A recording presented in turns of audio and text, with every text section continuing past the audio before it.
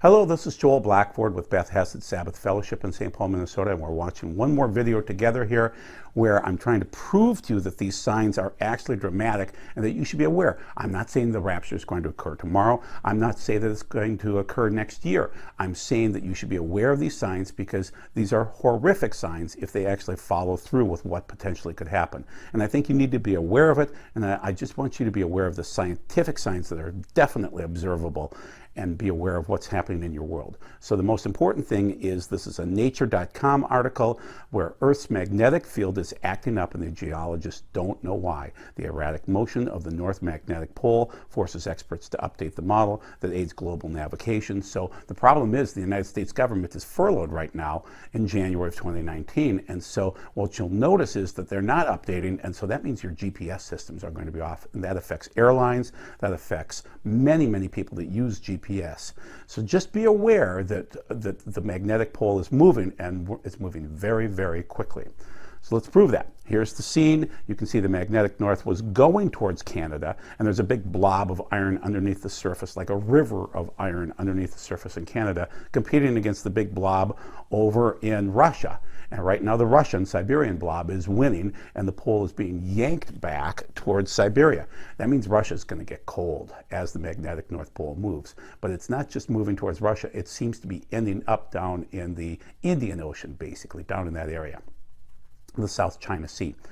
So Earth's magnetic field is created by molten iron in its core, swirling around through convection currents. They're like electric rivers. It's fairly chaotic. And it's a situation there where it results in a complex pattern of magnetism, which can prove extremely difficult to model and predict because it's rivers. Just to make things even more complicated, an unusually punchy geomagnetic pulse occurred under the South American continent in 2016, which is believed to have contributed to the recent unexpected changes. That's from nature.com.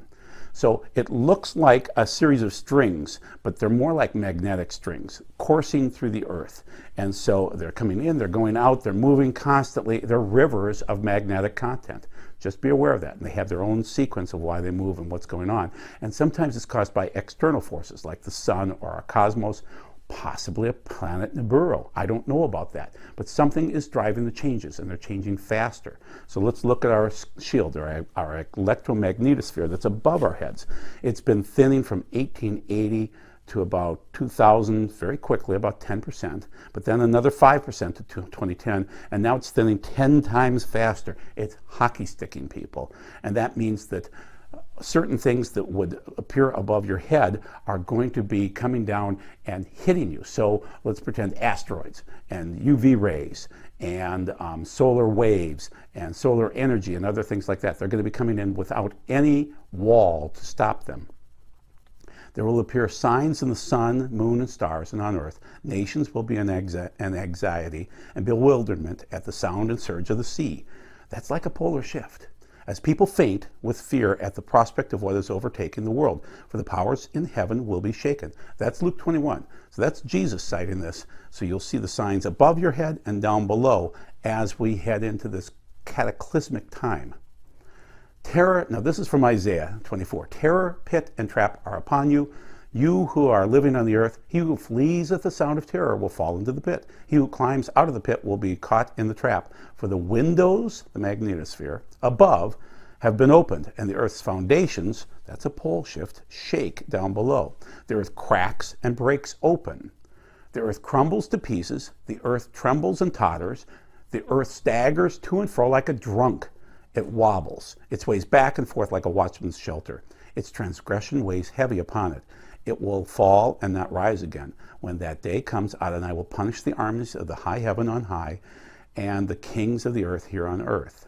They will be assembled like prisoners in the dungeon and shut up in prison to be punished many years.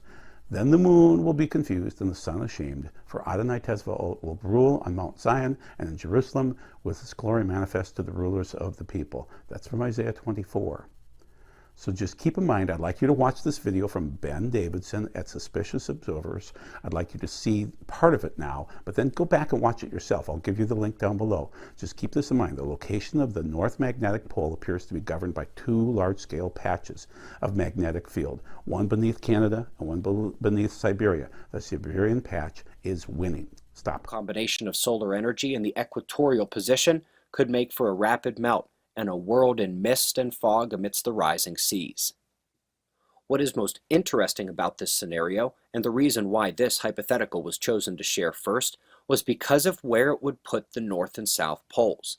Down at the bottom we find eastern South America, or more importantly, the South Atlantic anomaly, and this is quite the coincidence astride the current Bermuda Triangle just to the north. Well, what about the other pole? Dragging back, we'll have to flip this around to properly see the Philippines, Indonesia, Mariana, the region at the white star on the right being the other pole. And this is very close to where we've forecasted that other pole to be, the white star on the left, which is where both poles are currently set to meet in their rotation. Separating the stars, by the way, is the Dragon's Triangle, the Bermuda Triangle of Asia. For a crude approximation of a hypothetical scenario caused by something supposedly impossible, that is quite a lot of coincidences. The South Atlantic anomaly, the Dragon's Triangle and pole meeting place, the evidence of Greenland's path over time defeating the countervailing oblateness of Earth. And you look back the line of accepted science on solar storms and Earth rotation changes and what it would take to unlock the crust. And we're just one micronova away. So once again, thank you for watching that video from Ben Davidson at Suspicious Observers. What he's saying is a worst case scenario, but that's the first one that he cited of the worst case scenarios.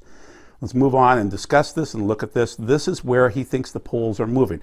It was moving towards Canada, now it's moving towards Siberia, and it'll eventually go south. And where it would meet is down near the Dragon's Triangle of Asia, which is south of China. And then the South Pole will head up and meet at the same spot. So both poles are coming towards each other. They are. That's just what's happening. And it's weird how that's occurring. But that means that we're probably going to have a polar shift at some point in time.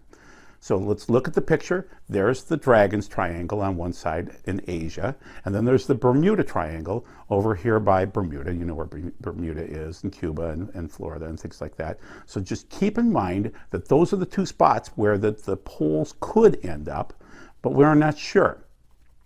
So let's look at it. Ben Davidson is saying the future home of the ice cap could be just south of Florida there, by Bermuda. That's where the ice cap would be. That's his idea. And it seems to make sense. On the other side, he has two marks here. And so you can see how on one side, it seems to be the mark where the pole should end up, and then on the other side where he thinks the pole will eventually be. In between is that Dragon's Triangle. I had never heard of that before. So here's the globe. Here is North America right here, and here is Bermuda, and here's our triangle out in that area. Then if we shift it over here, and we look at Asia, and we get into that is the Dragon's Triangle right there. So it's very, very interesting how there is a Dragon's Triangle. So let's find that in the Bible. Once again, there's the Dragon's Triangle. And then let's look at it in terms of Revelation 12, which begins on the 23rd of September 2017. I'm just kidding with you, it didn't.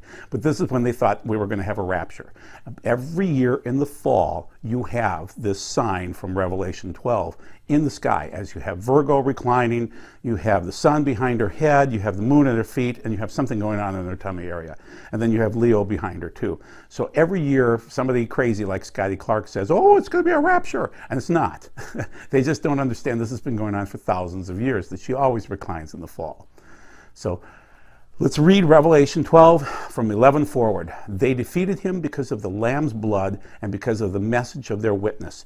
Even when facing death, they did not cling to life. Therefore rejoice, heaven and you who live there. But woe to you, land and sea, for the adversary has come down to you, and he is very angry because he knows that his time is short. When the dragon saw that he had been hurled down to the earth, he went in pursuit of the woman who had given birth to the male child. So let's set up the scene for that. That is the second Exodus, another Exodus coming in the end times, where the Jews will have to leave the land, not completely, but enough, because the Antichrist, the beast, will be chasing after them, and the dragon too, for that matter. That's Satan. But what I want to cite then is moving forward, that the woman was given 2 wings of a great eagle. That is the Exodus. That's the first Exodus, the second one, so he could fly her into a place in the desert. That's exactly what will happen in the end times. She will leave to the desert, where she can be taken care of for a season and 2 seasons and a half season, that's 3.5 years, away from the serpent's presence. The serpent spewed water like a molten iron river out of its mouth after the woman in order to sweep her away in the flood. I'm adding the molten iron. But it seems as though if the pole is shifting, that would move water around and that would cause these floods that seem to be described here. So I'm linking it to Revelation 12. Let's continue on. Out of the land, but the land came to her rescue. It opened its mouth and swallowed up the molten iron river, and that's added, the molten iron, which the dragon had spewed out of its mouth. The dragon was infuriated over the woman and went off to fight against the rest of her children, those who obey God's commands and bear witness to Yeshua. Then the dragon stood on the seashore. I'm arguing the dragon is going to be sitting right here in the South China Sea, in the dragon's triangle. That would seem to be his home base, and that's where he could spew enough water to be able to cause all sorts of flooding across the world. Maybe not, but he has to have some place that he'll be kicked down to the earth. I'm arguing that this is part of a time frame that seems to be related to 2019, that these patterns are ending based on our eclipses and those patterns, but also it seems as though at some point in time he's going to be kicked out of heaven and he's going to be very, very angry. You'll see these blood moons on January 20th and 21st of 2019, and then you won't really see a pattern like this again for many, many, many years. So watch for deep quakes, watch for patterns, watch this Earth Catastrophe Cycle series with suspicious observers, and ask me questions. Thank you. Good night. Hey everybody, Trace again for D News. Did you see this craziness? About 9 a.m. local time, 950 miles, or about 1,500 kilometers south of Moscow, a meteor streaked through the skies.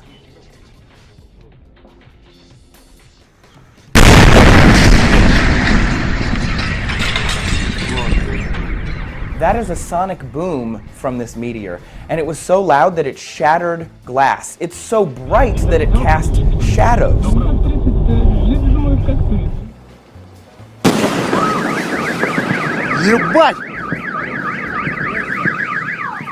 As you can see, this meteor split into multiple pieces while burning up in our atmosphere, not unusual. The Russian Academy of Sciences said it weighed about 11 tons and that it probably crashed somewhere near a lake south of Moscow. A crater has been found and some debris has been seen around the area, but we don't know that much about it. Anthony is following this story really closely, so in our second video of the day later this afternoon, we will have even more information for you. So make sure you